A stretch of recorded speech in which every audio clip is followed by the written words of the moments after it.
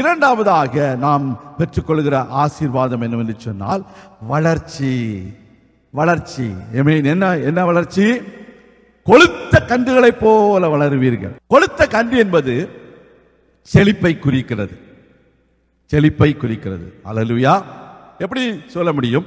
ஆதியாகமம் 41வது அதிகாரத்தை எடுக்கும் பொழுது 7 பசுக்கள் வருகின்றன.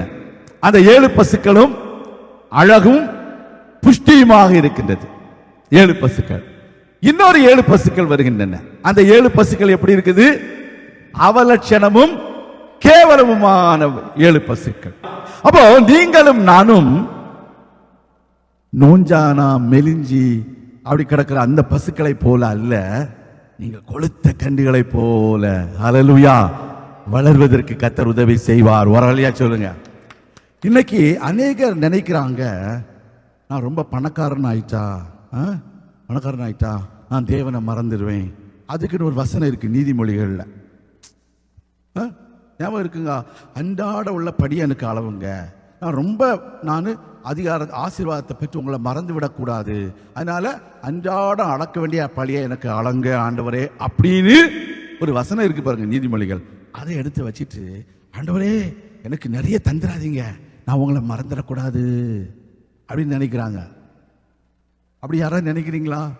இன்னைக்கு உங்க நினைவை மாற்றிக்கொள்ளுங்க. வரலையா சொல்லுங்க. அது தவறு. அல்லேலூயா.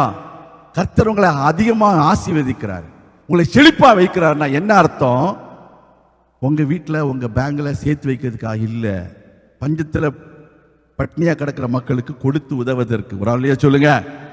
அந்த 7 வருஷமும் செழிப்பாய் புஷ்டியாய் அந்த பசுமையாய் இருந்த வருடங்கள்ல தானியங்களை யோசேப்பு சேர்த்து பண்டகசாலையில வச்சிருந்தாருனாலதான் அந்த 7 வருஷங்கள் மெலிந்ததும் அவலட்சணமும் கேவலமான அந்த பஞ்சம் நிறைந்த அந்த நாட்களில் அதை பிறருக்கு கொடுத்து அவன் ஒரு ஆசீர்வாதமாக இருந்தான். ஒரு அறையா சொல்லுவோமா?